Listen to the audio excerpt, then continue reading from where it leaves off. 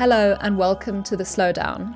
We talk a lot on this podcast about unlearning hustle culture and inherited ideas of success. So who then should we learn from? Often those working behind the scenes, connecting the dots and facilitating the spaces have the most inspiring stories and not enough of the public recognition. My next guest, Andrew, is one of those people, and when I first met him, I just thought this conversation needs to be on the podcast. Andrew Missingham started as a drummer and record producer, playing in top 40 UK singles, serving as musical director on gold certified recordings, and producing what is widely considered to be one of the finest South African jazz albums ever made. He then spent 3 years running music projects for the British Council across 43 countries in Africa, the Middle East and South Asia, and subsequently led the performing arts program at the Institute of Contemporary Arts in London. He spent decades working at the intersection of data, culture, and human behavior, with organizations like Nike, Google, Unilever, Patreon, Discord, the LA Philharmonic, and the South Bank Center. Inevitably, such pace takes its toll. Following a nervous collapse in 2020, he rebuilt his life and tries to honor his mantra, which he has tattooed on his left arm: live to listen, listen to learn, learn to share. Now working as an independent consultant and strategist, Andrew has practiced vipassana meditation for 1,300 consecutive days and counting, and he plays the drums daily. We talk about gentle masculinity and what it looks like to be a man who leads by listening. And so I'm excited for you to dive into this conversation, recorded here at Brazen Studios and sponsored by Greek swim and resort wear brand Kione, with Andrew Missingham.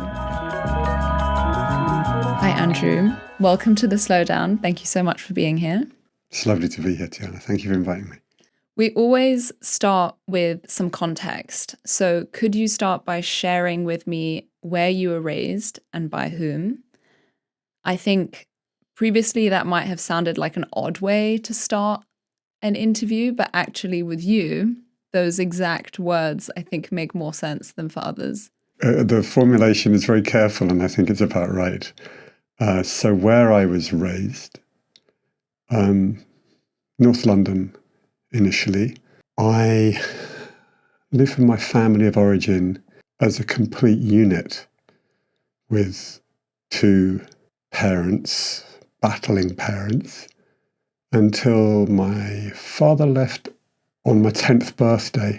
They battled from my first memories, and it was clearly, a troubled, dysfunctional relationship between them.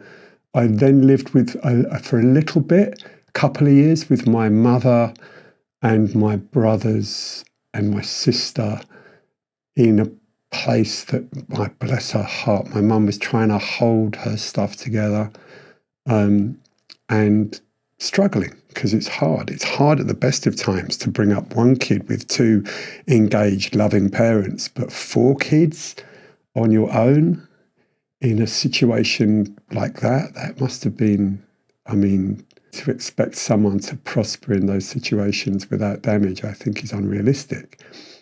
My father shacked up with somebody at a squat or short life place in these communes, as they were in the late 70s, in West London, and he ended up in Suffolk in the countryside, and we all went to see him and his new partner, and I think this cup of tea is going to last slightly longer than that relationship did.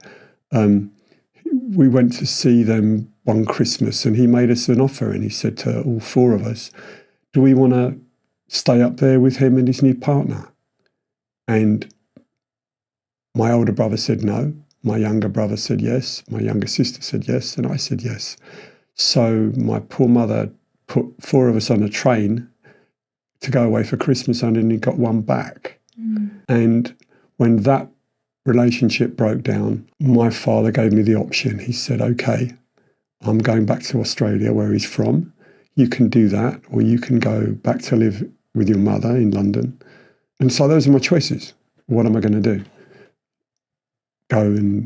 Go to a place I'd never been before, or go to a place that was hectic, and I didn't want to be. And at 14, I chose neither. I saw those two paths in front of me, and I thought, maybe there's a third that I can invent or create. And so I put notices in the village hall notice board and the school notice board and asked friends if anyone would take in a lodger. And a dad of a kid at my school said, yes, they would. And the school heard about it and the local authority heard about it, of course. And so I ended up living with what became my foster family in a farm in Suffolk from when I was 14 to when I was 18. So your question is who raised me and where. So I was raised by a family of origin. I was raised by my siblings as well. I was raised by my foster parents, and I was raised by my foster siblings and my friends around me. It's worth saying that my conception that when faced with two alternate choices, I have the ability to create a third option became part of my narrative that I told myself, and it's not correct. Mm. It's not correct, Tiana, because actually the real story was two very kind people saw a kid who was facing a difficult situation, and they opened their hearts and they opened their homes to accept that child into their already full household. And seeing the gift of that kindness and that openness, I didn't see that at the time, and I didn't see that for years. That's the main point of the story. Because I think we tend to put on ourselves the idea that like we did that, I'm entrepreneurial, I fix problems and I can solve things, without actually giving credit where it's due to others. What was the specific thing that you felt you had to unlearn? Yeah, I mean, I think that I'm probably a very slow study, because it took me the best part of 40 years to unlearn that erroneous lesson that I taught myself. There was something else I just remembered that was part of my narrative at the time, which I unlearned quicker. And that was this. At the time, I saw the opportunity to stay at the same school, because that was very important to me, stay with the same circle of friends. That was the continuity I was looking for, as a gift my father had given me, insofar as he had trusted me to then go and do this thing. And I worked very hard at school from then, because I felt I needed to repay his trust in me.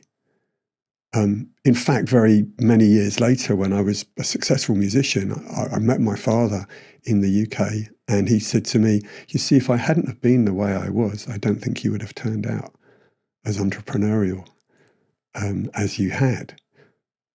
I think that's wrong too. You know, I think the story was my father took care of himself and actually gave very scant regard to what was to happen to his kids. And so I think that, you know, one of the things I've had unlearn myself was actually doing what my father did and putting myself at the center of every story. That's, I guess, what I'm trying to say, much better worded. And how did drumming actually enter your life? And then skipping a couple of steps, how did drumming get you into music as a career? Yeah, okay. Well, it's interesting because there's a kind of interregnum there with acting and drama. I never really wanted to be a drummer. I always wanted to be an actor.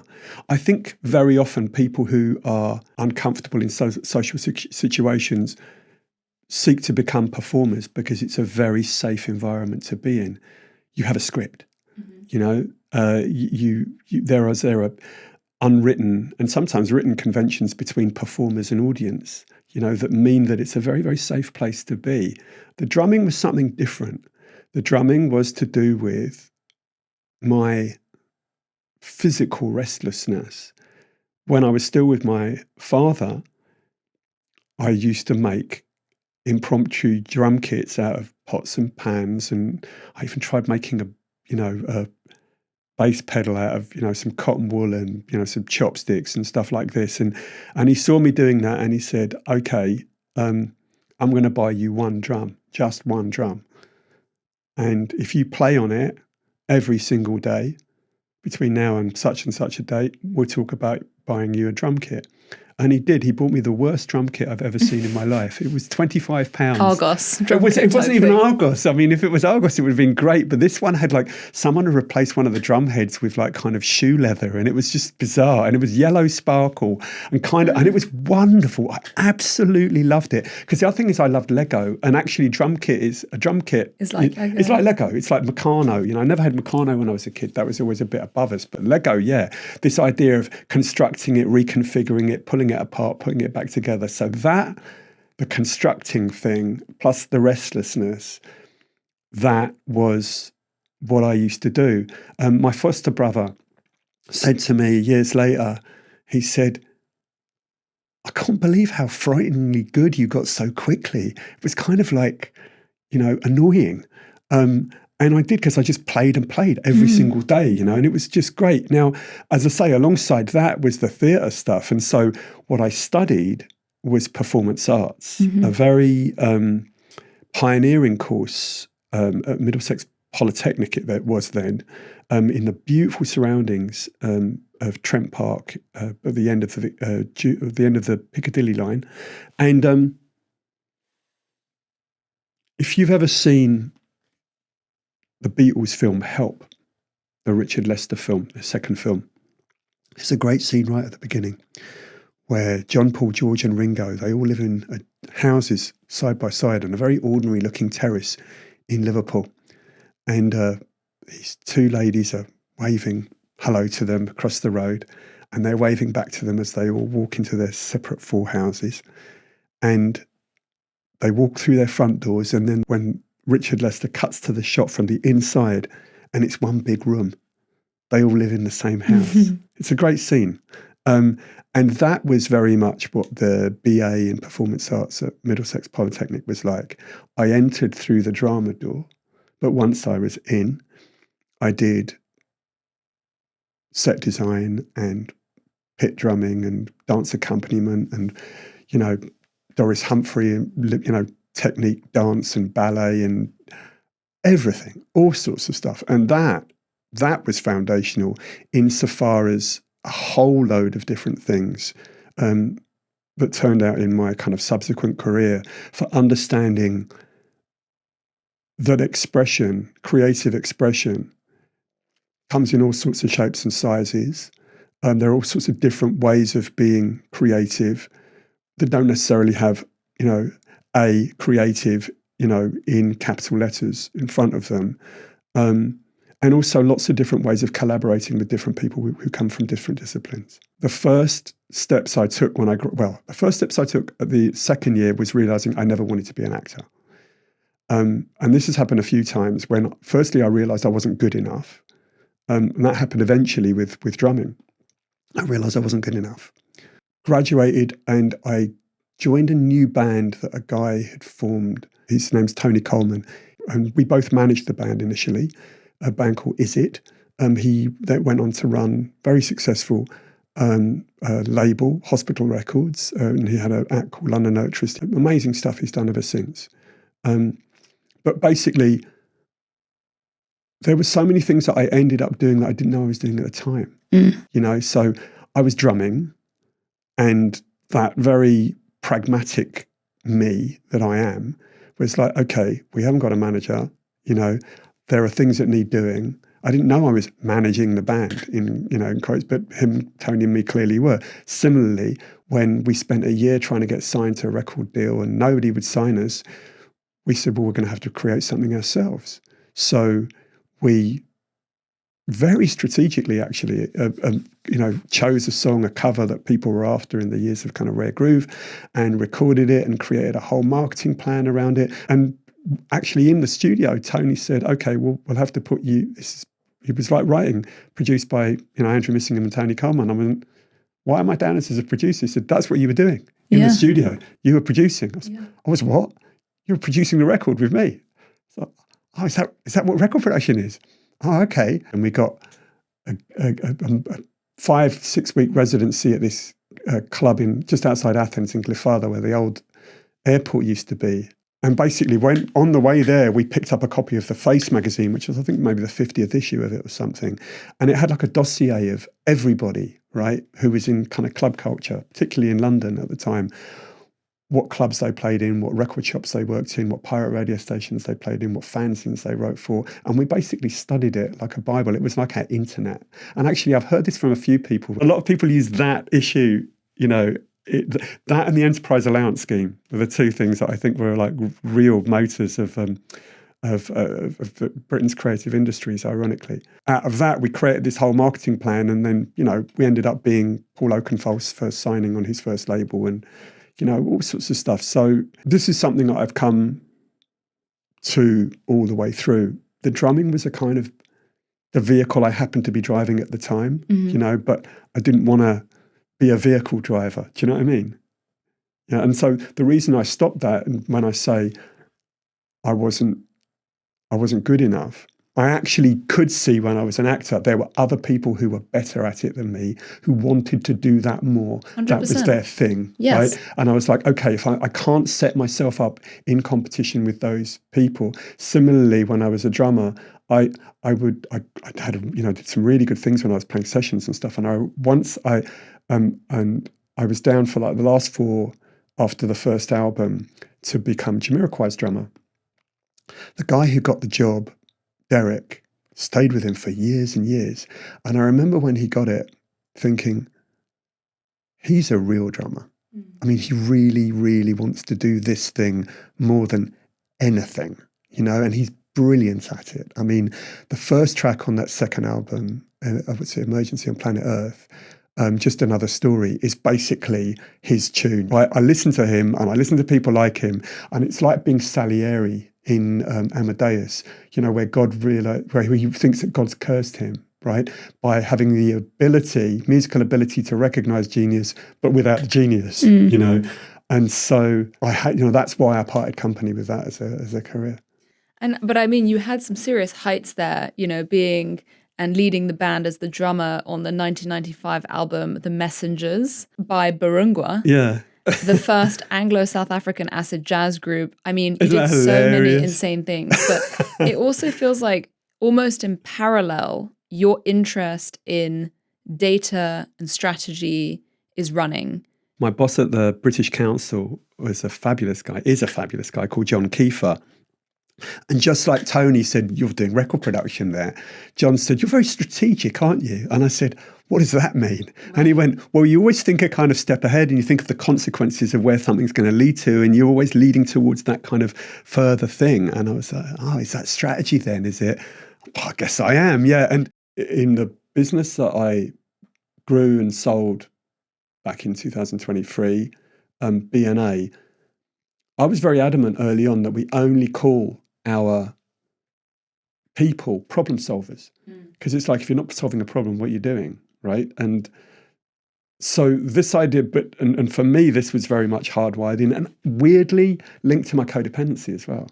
This idea of I must solve problems, I must be useful. One of your clients says that you are the person who takes up mixed up Rubik's Cube of ideas and hands it back to you with 6 clear, vibrant sides. Is that a good way to think about data insights and strategy and what you kind of ended up doing in the 2000s? I don't know who said that, but it's good and it's nice. And the thing that I'd add that's, I think, really important, that's been part of the journey, is sometimes it's worth going, maybe you don't want to solve a Rubik's Cube, actually questioning the very basis for the brief, right? Well, one stripe on the Rubik's Cube is enough, but I think that ability to simplify the complex and to make it digestible and usable, useful, is what my journey has been. The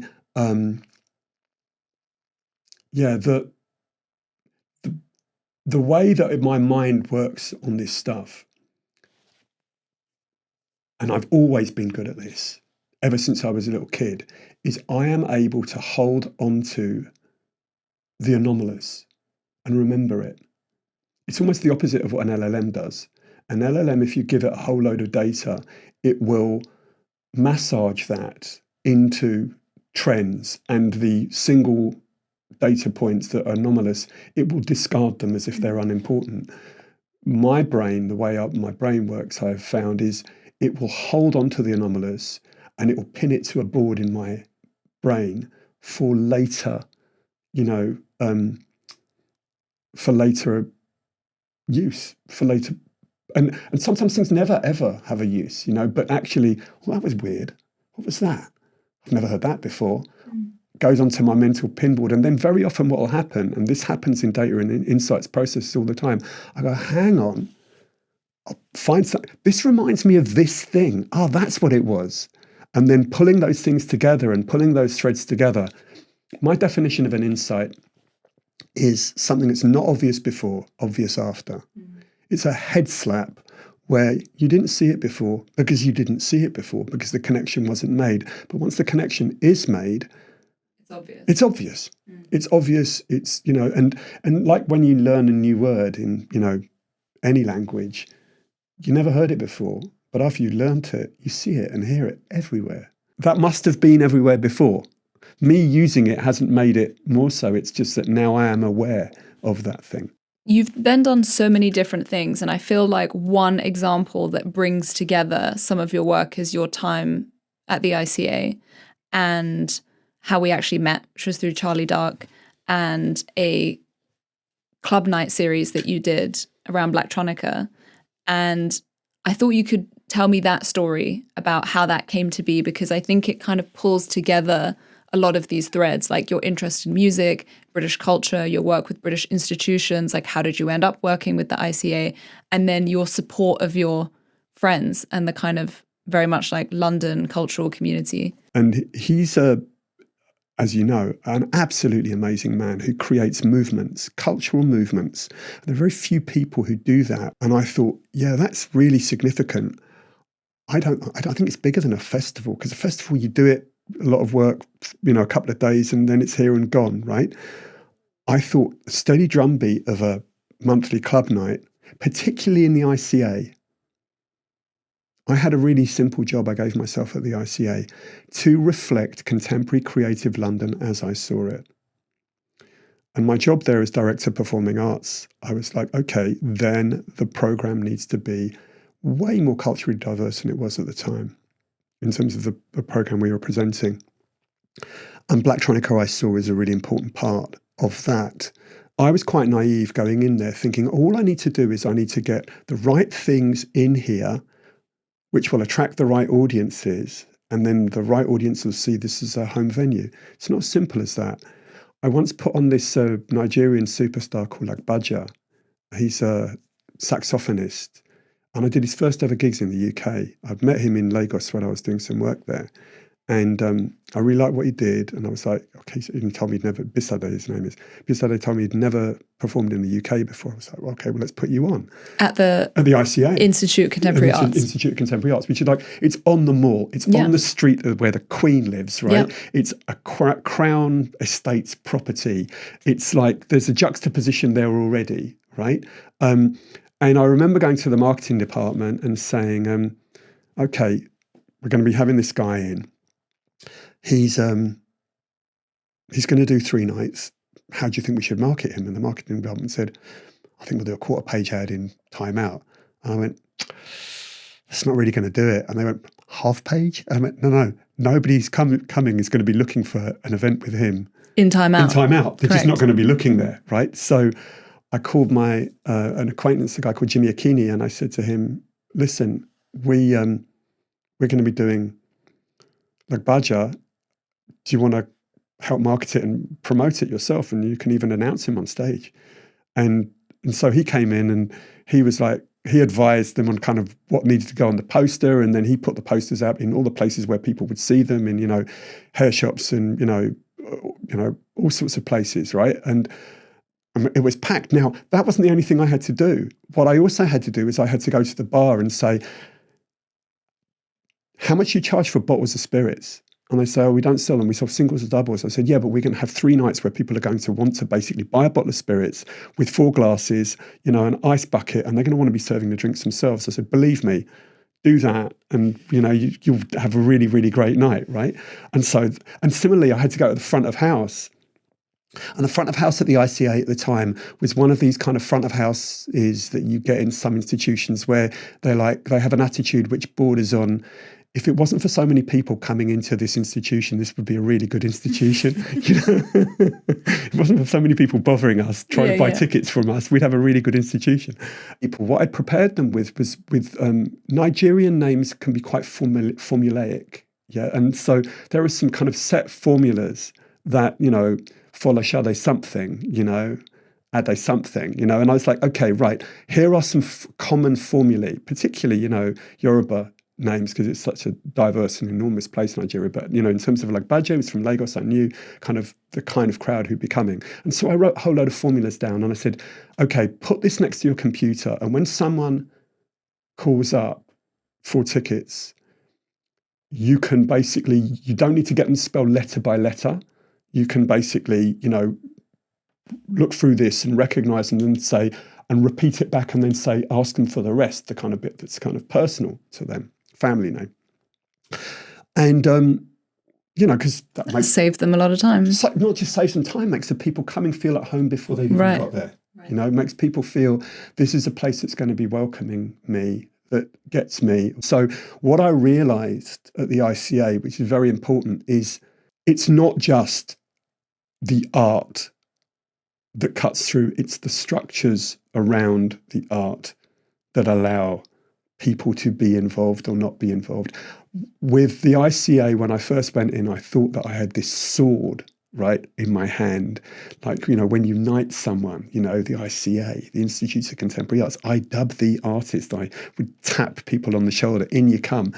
And yeah, that's a political tool to wield, to say, okay, who do I believe represents contemporary art now? And therefore, that political decision of who you open the door to, that's very much what I was trying to do, but that wasn't enough. But the other side is they have to feel welcome. Completely. And absolutely. Understood in that space. Absolutely. Otherwise, it's a wasted endeavour. Yes. They've come, they've felt awkward, absolutely. And they've left. And they won't come back. And they'll tell other people that's not the venue for them, And actually, there's another part of it which I learned after working with a woman called Lorna Clark, who's now the network controller for music at the BBC. I worked with her when she was the head of BBC New Talent. I worked with her to create a thing that became the BBC Performing Arts Fund. And the other role that she had at the BBC for me as an external consultant that I realised that I was playing at the ICA was she kept the nonsense away from me so I could do my job. And at the ICA, that was my job very often for the artists. All of that mechanism that frankly people don't need to see, and it's not important. And actually, if they feel it too much, it's stultifying and it's, distracting. Keeping that away so the artist can do their job, that's the kind of thing that an arts administrator does. The guests on this podcast are all building something on their own terms, and our season 5 partner is doing exactly that. Kione was co-founded by Lydia Vusvoni and Emilia Thorodoropoulou, 2 women in their 30s, both mothers, both Greek, both deeply in love with their country and its craftsmanship. What they've built together in just a few years is extraordinary. A brand now recognized across Greece and internationally, loved by celebrities, featured in major press, and even worn on screen in a Yorgos Lanthimos film. And they say they continue this journey with the same enthusiasm with which they began. That's the thing about building something from genuine love rather than just ambition.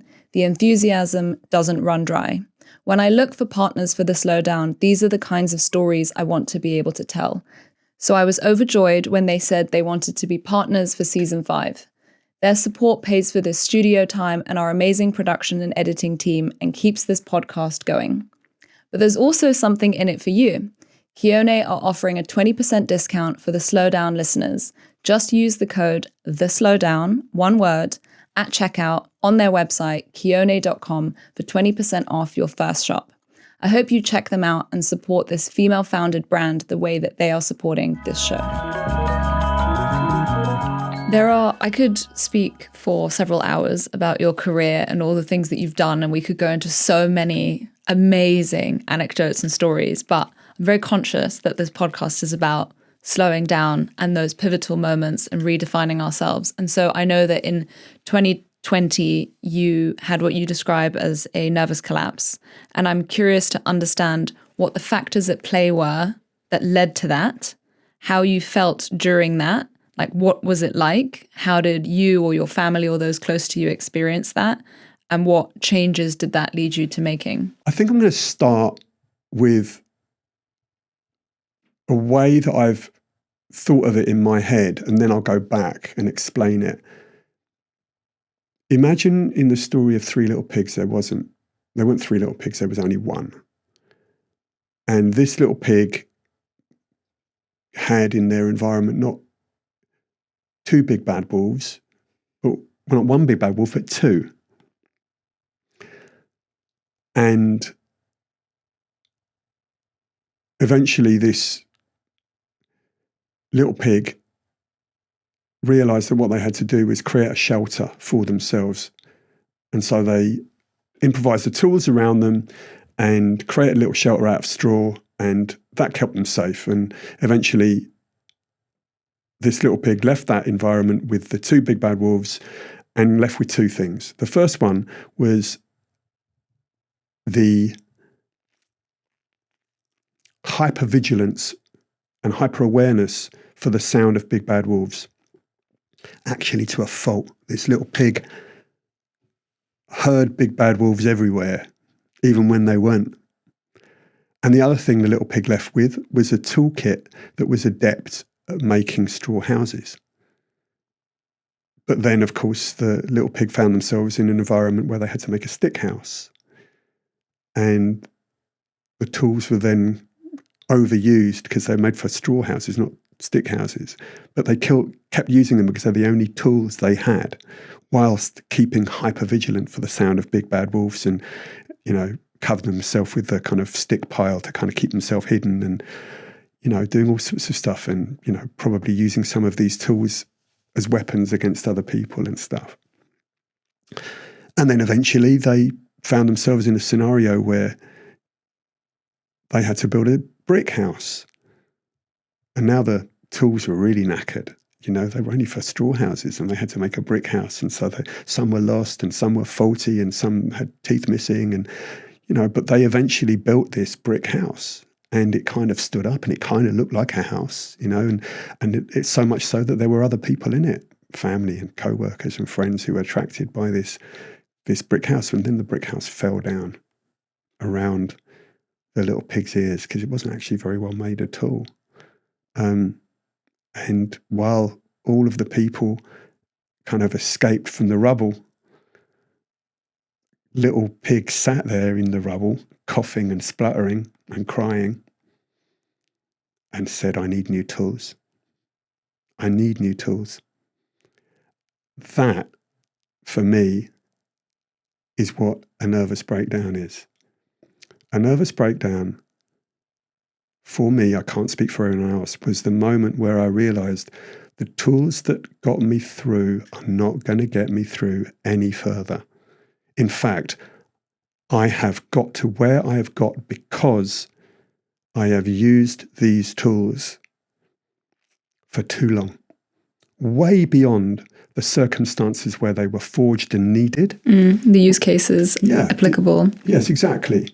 And so how that manifested itself is I kept finding myself, irrespective of what I was trying, in the same situations whereby, relationships would break down. I was hardworking to a fault, and I was hard work to a fault. And so I don't know if you've ever known anyone who's approaching a nervous collapse or a nervous breakdown. I wasn't a lot of fun. to be around, to be with. I put hard pressure on other people unfairly. And yeah, so the process from that moment of recovery, as I say, luckily, I did realize that I would have to do things very differently. The things that I did, four main things that that became my paths to recovery, which are now the bases of my life now. Well, tell me about those things. Well, the first one was one that lasted a little bit of time, a couple of years when I first broke down, and this was actually just something, again, to my condition, problem, view, where I wanted to be useful, but I wanted to do something in a different realm. So I volunteered at the local, and I don't want to call it a soup kitchen because that's not the way it worked. No, it was like a restaurant. The way that they did it in Muswell Hill, and they still do it now, it's run at the local Baptist church, Thursdays and Sundays, and people would come in and they had a sit-down three-course meal. And what I loved about it was these people had the right to complain. They had a right to say to me, "Can I have another cup of tea? This one's a bit cold." Or "Can I have another sugar in it?" Or "Actually, can I have this to go? I'm in a bit of a hurry." And I had to serve those people. And the other people that I worked with were great, who came from all sorts of different backgrounds, kind of local people. And the people that I met, the guests there, were really interesting. There are so many ways of being poor in London. There were people who are working who, their wages just run out before they got paid again. Or there are people from, mental illness, or people from bereavement, or, just who needed a helping hand, right? Yeah.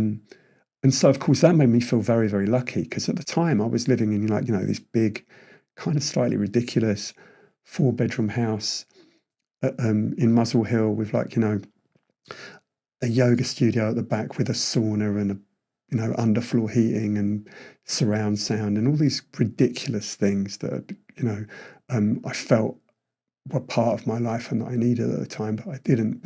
And so actually seeing people, frankly, in genuine hardship, and seeing the fact that we're all the same, we're all variations on a theme of, different members of this migratory herd species, that was very helpful. So that was the first thing. The second thing was therapy, mainly based around CBT. But I said to my therapist, Erin, I said to her the first time I met her, I said,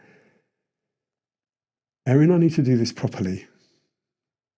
I've done therapy before. And how I normally do therapy goes like this.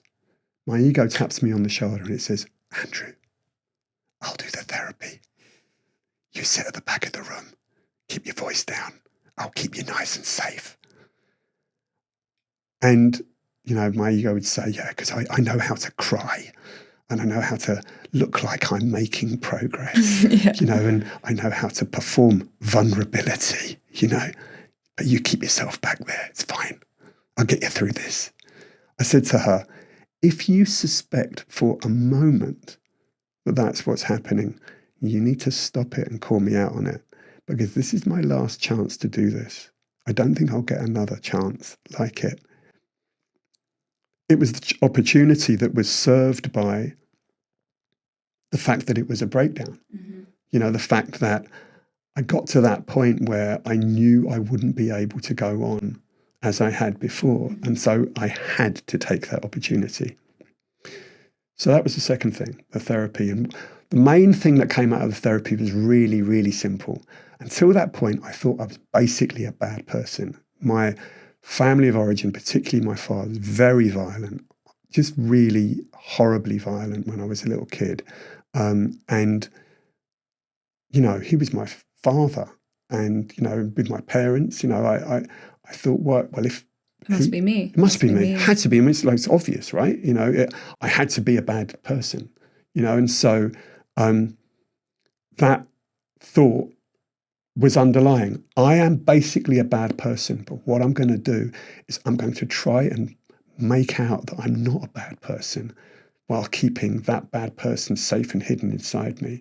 And I'm going to, pretend that I'm good, right? But actually, I know the truth. I'm not good at all. I'm horrible. I'm the kind of kid who deserves to be belted with the buckle of the belt up and down the stairs multiple times. What I learned in therapy was that's garbage, of course. I'm not that at all. I'm basically a good person. I must be. It makes sense because, I knew right from wrong, and therefore I knew what being a bad person was, right? And actually, when I was a kid, I was just a kid. No one at any age deserves, abuse like that, right? Says more about him than it does about you, of course. Yeah, of course. And I wasn't that anymore. I wasn't in that dangerous situation anymore. I hadn't been for years. And, like the little pig carrying around this. You were still reacting. Yeah, I was still in a reacting. way as if you were. Hyper-vigilant, listening out for these things, interpreting those threats in everything I saw. And so the ability to 180 degrees turn around my essence of how I see myself was absolutely pivotal to my recovery. The third thing, I've alluded to it a couple of times, was seeing my condition as an addiction. I went to AA meetings at the beginning of my breakdown, and I knew I wasn't an alcoholic. I'd stopped drinking alcohol in 2021. Ironically, I believe that stopping drinking alcohol accelerated my path towards my nervous breakdown because I no longer had a filter. I no longer had a mask to wear in situations where I felt threatened or, situations that were socially awkward or whatever. And so I would go along to these AA meetings and, someone would say, hi, my name's John and I'm alcoholic. And they'd come to me and I'd say, hi, my name's Andrew. And I don't really know what's wrong with me, actually, but I know that I've got behaviours that I'm compelled to that I cannot. They're addictive tendencies, things I cannot change about myself. And so I got a sponsor, like you do in the 12-step program, and he walked me through the first 4 steps of AA, and he was like, well, you're not an alcoholic, that's clear. He says, but have you ever thought of codependency? And I said, you hadn't heard of that before? No, never heard of it. Wow. Never heard of it before. And I'd heard of it in kind of pop cultural senses, but it was like never something I actually applied or actively looked at. And as you know, a codependent is someone who believes that their own emotional needs can be met by satisfying or meeting the emotional needs of those people around them. And, the 2 basic typologies, which, codependents vacillate between, and I did as well, were people pleaser and control freak, right? And so it's trying to control your environment. Which one did you sit in? It vacillated in it. I think I was as much both as the other. I know in my marriage, I was definitely both. More the people pleaser, in my work environment, I was probably more the control freak, but for my clients, I was probably more the people pleaser. Yeah. Right. And so, there's all of those tendencies. And then, so I went, at the urging of my AA sponsor, he said, well, have a look at the website. And I looked at it and I, went through it, and I've never got a higher mark in any test in my life. I was like, aced it. I was so proud of myself. Like you're 100% codependent. This is the barrel of broken biscuits that I live in, and so I went to my first meetings in Hampstead. There's a CODA meeting that's been going for years in Hampstead. It's a very well-attended meeting and some wonderful people there that I've met and become friends. But of course, I went with a deep sense of shame, and a deep sense of fear about the journey I would have to embark on to really explore that. And so I've walked all the 12 steps on that. In fact, this morning I had a meeting with one of my sponsees. Now I sponsor people, and he's currently just making the transition from step 4 to step 5. And, and I'm learning still every time I do that so much, from my sponsees and from my recovery friends and stuff. So that was the next thing. And the last part was vipassana meditation. I went on a vipassana 10-day program 3 months after I'd had my breakdown. And I remember telling people about it, and beforehand I was saying, I'm going to do this vipassana meditation. How did you find out about vipassana? It's interesting. There was a guy, and I'll name him as well, Don Gazzara, and he went on one, and he was an evangelist for it. Right. And he even came into my company BNA and did workshops with people on what it was. I wasn't ready for it at the time, but once I had my nervous breakdown, I was like, my thinking was, okay, I'm only going to eat food from the buffet of life that I've never tried before, because, I've been eating the same things at this buffet. And it's not working for me. And it's not working for me. It's, it's giving me gout. Yeah, It's like, I need new nutrition. Exactly. I need new nutrition. Exactly. I need to try some things that I've been avoiding before. And so I was like, okay, I'm going to call Don, and I'm going to get him to tell me, about what is this vipassana thing, right?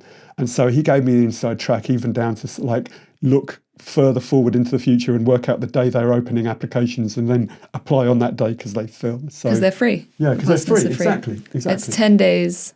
Yeah, it's 10 days. Where did you go? I went to Dhammasukakari in Suffolk, literally 2 villages away from where I was fostered.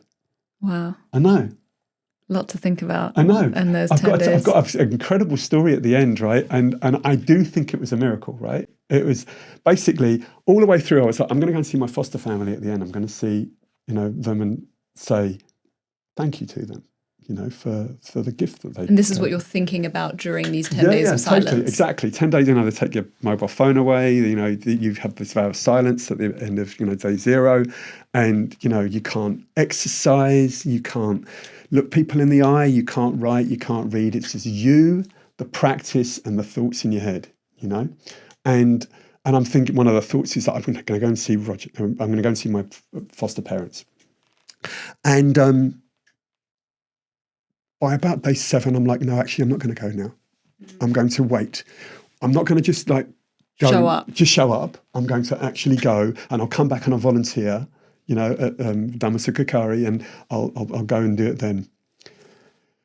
So when the silence lifts on day 10, and then it's day 11 where everybody leaves, I kind of did things like I found out what language people spoke in the dormitory. I didn't know that the guy who was in the bunk above me was Turkish until he started talking, right? And there was a lovely guy there who ran a chip shop in Staines, and weirdly I saw him. He was at the last Vipassana retreat where I was at, where I was volunteering in the kitchen in Belgium, and he said, how are you getting back to London? And I said, well, I'm on the train. So he said, I'll give you a lift. I said, yeah, great. So we got in his car, and he said, could you put the directions into Google Maps? And I put the directions into Google Maps, and, the blue line told us which way to go. And the light blue line, the other side, said 8 minutes faster. Now, I haven't had that on a Google Maps before, where the alternative light blue line is saying that the alternative one, that it's not suggesting you go down, is faster. Normally it says X minutes slower or same ETA. But I looked at it, didn't think anything of it, and I thought, well, even though that's faster, it's telling me to go on this route. I've just spent 10 days meditating. I'm in no rush. I'm in no rush. Exactly. I'm in no rush, and I am accepting things as they are, not as I want them to be. So I said, let's just follow the blue line. So I said, okay, turn right. So he turned right, and off we went. And I realized that it was going to take me in front of the door of my foster home, the line that Google had told me to go on, not the faster route. It told me not to go on. And so we're there in front of the farmhouse, and I said to my co-meditator, you can drop me off here. And he went, this is the middle of nowhere. I thought you wanted to go to the station. I said, What if they weren't home? These are all risks you're willing to run. Absolutely, they were risky. And so I got out and I wheeled my bag up there. And there, standing on the front door, was my foster mum in her house coat, holding a cup of tea. And she said, Misso. They used to call me that because I had a foster brother with my same first name, who was Andrew. Yeah. You've come back. I'm like, yeah. And I hadn't been there since one of my foster brothers, Paul, died early, young. I went to his funeral, but I'd never gone to say thank you properly. But basically, the universe was telling me that's something I needed to do there and then. And my foster father then had dementia, and my foster mum said, well, you can say hello if you want, but I don't think you get much out of him. And I said hello to him, and he said, Misso. In fact, to me, it's the most he said in ages, And we sat around this farm table, exactly the same table we used to sit around when I was a kid. And I went to the kitchen and I opened the fridge to get some milk for the cups of tea. So Annie said, I'll give you a lift to the station. And she went upstairs.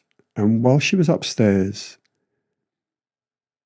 my foster father went to the bathroom, and he had an accident and messed himself, and he came out without his trousers on, and his trousers were discarded in the bathroom, soiled.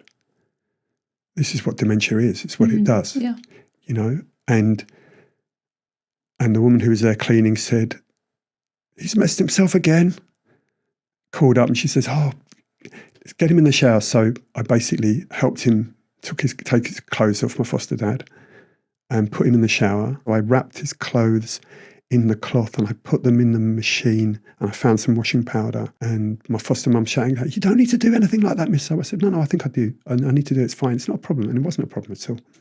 And then when we got to the station, when she drove me there, after she found some kind of clean pants to put him in, and I said, thank you, Annie. That was, and I want to say I love you very much. And I want to say thank you for the kindness. And she said, that was nothing really. And so what I realised was I had to tell her I loved her. And Roger, my foster father, I couldn't tell him, I had to show him. That's what I had to do. That's what, and Vipassana has been a part of my life ever since. I have meditated. I haven't done that. You're supposed to do 2 hours a day. That's pretty hardcore. Hard. Yeah. And I do 1 hour every single day. I sit and I just try to be with my feelings, the feelings I have in my body. Because what's interesting is, one of the things you get over, or I got over quite quickly, it's no such thing as good meditation. It is what it is, right? And the acceptance to go, today I'm feeling distracted. Today I'm feeling there's all these kind of intrusive thoughts coming into my head, or, and it's interesting because I believe that the practice of Vipassana is very complementary to the practice of recovery from codependency, because there are no bad emotions. There are just emotions. They arise and pass. There are no kind of bad feelings. And being able to observe them, not be instantly reactive to them, that was something that it really helped me with. I used to be incredibly reactive, on a hair trigger the whole time. It was the sound of the big bad wolves, that I'm trying to guard myself against, right? Tools in hand, rubbish tools in hand. And, that ability to feel what I'm feeling, feel it rise, feel it pass, let it go, give myself pause. Yeah, that's been a real gift. But also it feels like to be able to sit with yourself and not be like, well, you have to do something based on my emotions, or I have to do something based on your emotions. which is part of that codependency, to actually be alone and to be like, I'm feeling like this, take ownership of that feeling. I think that's exactly right. This is what I mean, and what I said earlier about standing on your own two emotional feet, right? This thing of, this is not your job to fix. Actually, it's not even my job to fix, thinking of the word fix, because that implies brokenness, and it implies that, as I say, there are desirable emotions to feel and some should be suppressed or it just is. avoided. It just is. Today I'm feeling irritable.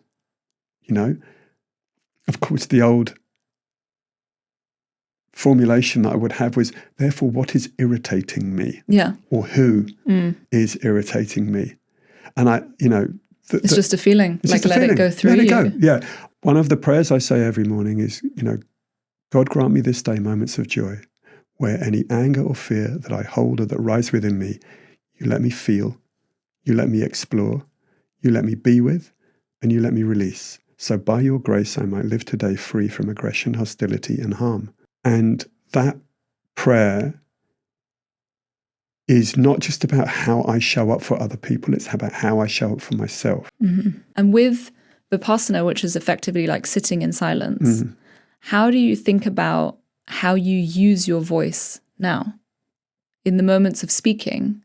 Because I think we spoke about this, where you've like almost decided to have like a softer intonation around things and be like, I can still be the loudest and clearest voice in the room, but I don't have to shout. Yeah, and actually I learned that years ago, partly when I did a thing called the Claw Leadership Program. I was in their inaugural year. It's like probably the foremost cultural leadership program in Europe. And we did all sorts of fantastic things on that course together. And one of the things that we learned was, how to talk, and even back then I learned that to speak quieter can be much more effective than speaking loudly. On my arm, I've got a tattoo that says, live to listen, listen to learn, learn to share. I've had it for about 10 years. I think I was drawn to have it on there because I am rubbish, or was rubbish, at all of those things. Listening, learning, sharing. In other words, how to let go of ownership of something and allowing other people to make of it what they will, or nothing of it, actually, if that's their choice too. That's really, again, where the Vipassana has led me. And that goes for myself too. I mean, I left a job around Christmas this year, and I'm not looking for another job now to do. I'm looking to only work with people I love, people I respect. I'm looking to be gentle on myself too. I don't need to earn as much money as I used to. Was the correlation between how much you were earning and how much that was giving you just not satisfying? You were like, I'm working so hard and I'm not actually, there's a point at which, as they say, like there is a curve where you need a certain amount of money to have a roof over your head, but then beyond which there is a sort of ceiling of like, beyond that, it's just more money, more problems. The economic theory is called diminishing marginal utility. Yes. Right? And so easy to recall that. But anyway, for me, I think it was something else. I think in my life partnership at the time, which, lasted for 30 years, I think we were both restless, and there was a combination between the two of us, which meant that what we had was never quite enough. Because actually it wasn't quite enough, because it was the wrong things. What we really needed was to not be with one another. Right. That's what we needed. So you're filling that with material. Absolutely. And other. Yeah. And maybe just a little bit more of, just turning left a few more times on the airplane, a bigger home, this sort of we thing. can be further apart in the same house. Exactly, totally, exactly. Where we are, the two different parts of the same house are in different time zones. Did you have kids? One daughter, who's now 17, and a really fantastic young woman, very intelligent, late diagnosed dyslexic. She was diagnosed as dyslexic in year 11.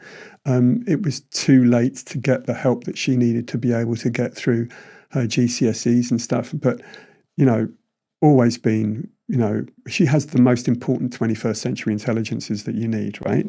She's ridiculously emotionally intelligent. She's funny and clever, and trying to get her through, it's a totally different subject, but the very partial processes that pass for education at the moment to equip her to be her full self, that's the current challenge that's faced by me and her mum.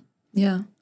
And in being a father and kind of serving as that example again, and all the ways that the parents in your life have affected you, did that play on your mind a lot? Absolutely it did. Yeah. I mean, I think that one of the reasons I left it so late to have a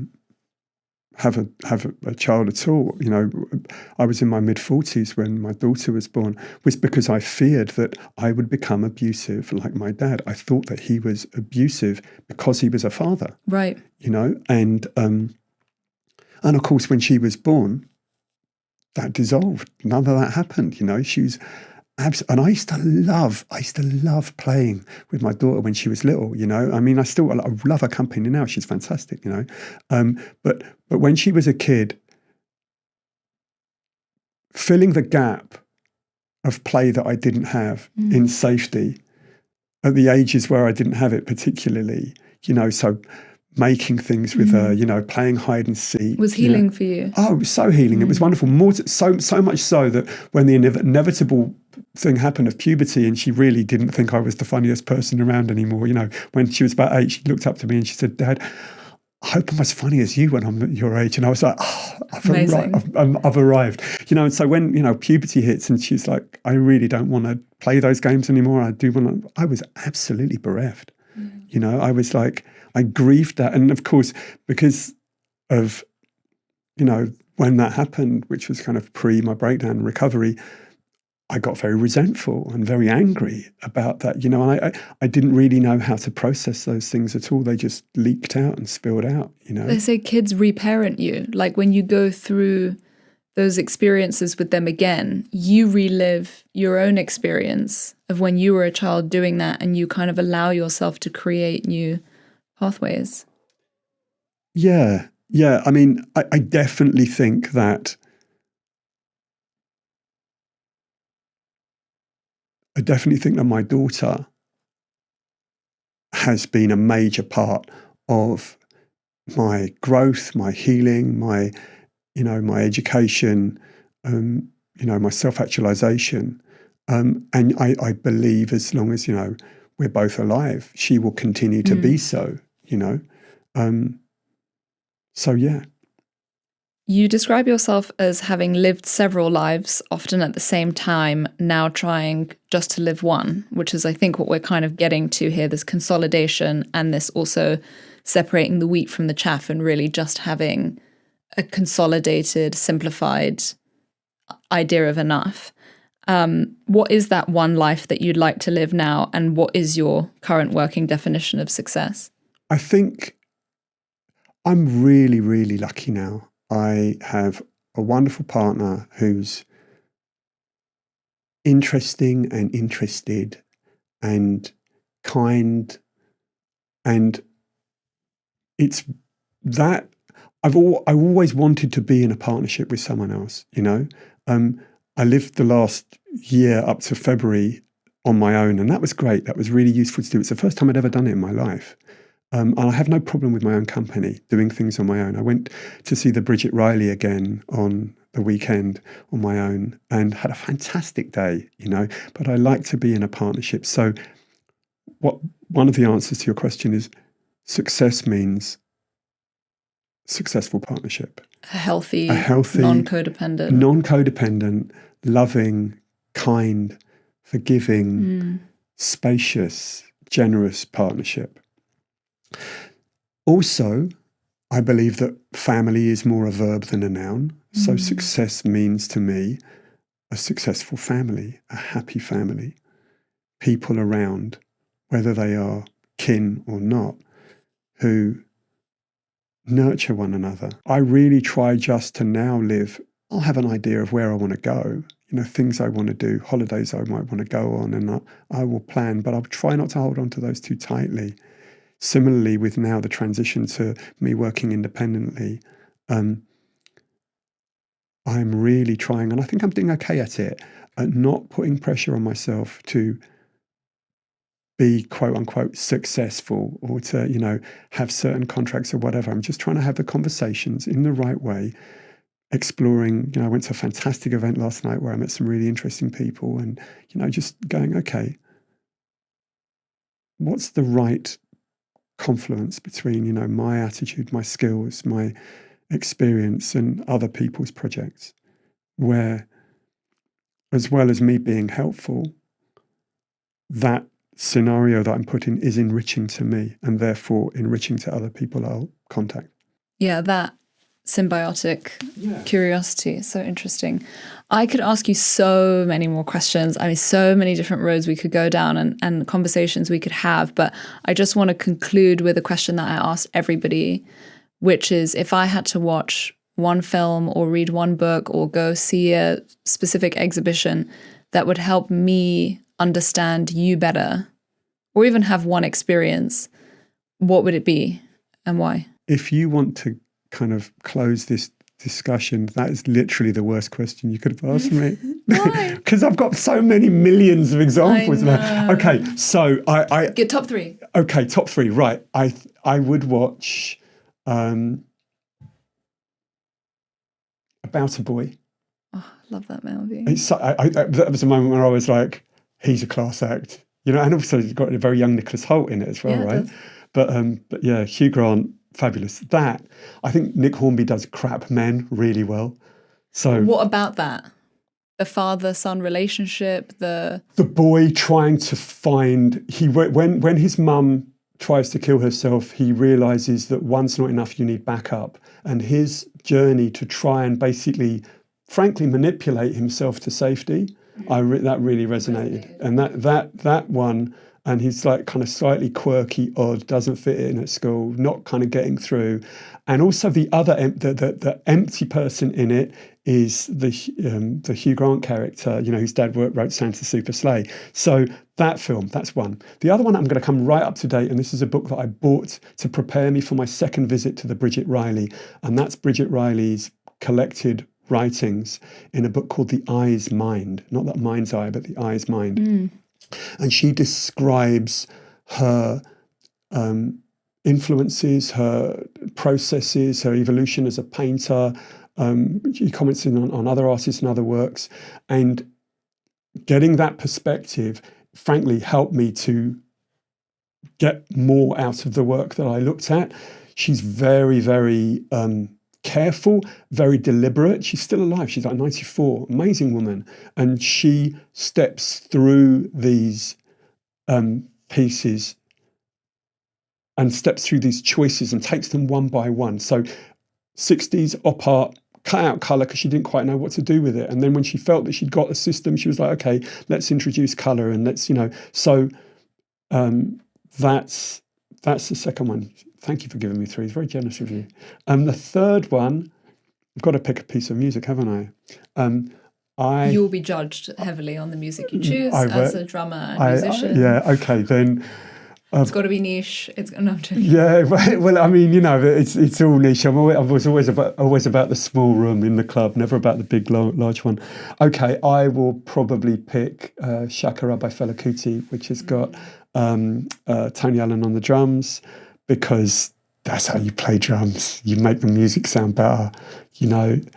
Tony Allen, rest his soul, was an absolute genius. Fella, of course, was a genius as well. And the whole band were in their own right. But that's, you just want to have something as a soundtrack that makes you feel good, and that's what Afrobeat, as opposed to Afrobeats with an S, which I'm not as much into. But yeah, so that's my piece of music. Thank you. And it's worth mentioning that you still play drums. Oh, and yeah, you still absolutely. find the time to play drums. Every day, absolutely every day. And this is something I've only recently got back into. When I stopped playing drums, I had to get rid of all of my music equipment, everything, like an addict, basically getting rid of their, phone book, right? I got rid of everything. Burnt it all. Yeah, totally. When someone called me up and said, "Can you do such and such?" I'd say, "No." They go, "Why? You're not available." I go, "No, I haven't got any equipment anymore." And it was like through the process of kind of leaving it alone and then re-emerging with a different relationship to music, with it as not a vocation but an avocation, right? As an escape, that I've started playing again, and I've got this like Fender Rhodes that I had commissioned and made, which I play every day as well. But the drums, oh man, it's great. And I don't want to perform. I just like practicing. It's that kind of hobby. It's a hobby. Yeah, we love hobbies. Yeah. Well, thank you, Andrew, so much for being here and for talking to me. I really appreciate it. Well, thank you very much for inviting me. It was made me really nervous to come. I don't really do social media in things that go out into the world like that. But no, thank you for giving me the opportunity to talk, and it's been really fun. Thank you, Tiana. I really like your podcast. It's great. Thank you. I think you have so much to say, and I think the mic has been given to too many, especially men, who are delivering terrible messages to people. And actually people like you should be the people that we are listening to more. Vulnerable men who share their story, who share it with like a quiet, gentle confidence, that show ways to lead with like gentle masculinity. Like this is what we should be listening to. I know a lot of people, if that makes it to the podcast, what you just said, who would roll their eyes. That it's me that you're saying that about. Because 10 years ago. Because of the harm that I've done. The damage that I've done because of my rubbish tools. But thank you for saying it. Thank you for being here. Thank you for tuning in. This episode was hosted and created by me, Tiana Tambridge, produced by Lulu Goad, sound and video production and recorded at Brazen Studios, cover art designed by Natalia Ruhe. This season was sponsored by Kione. Please subscribe to The Slowdown to be notified of upcoming episodes, tell a friend, and please leave a review. It really does help a new podcast like this get out there in the world. And remember, we're all heading to the same destination, and there is no prize for getting there early, so we might as well slow down.